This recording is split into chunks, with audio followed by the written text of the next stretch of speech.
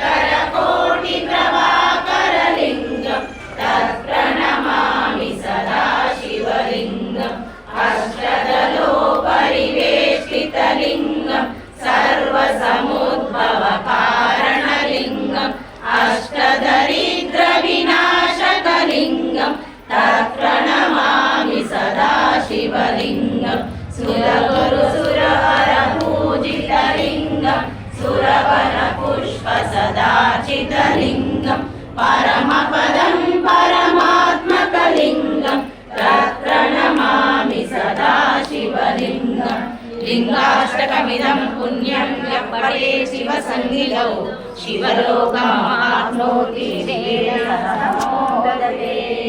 बोलो नाथ भगवान की जय।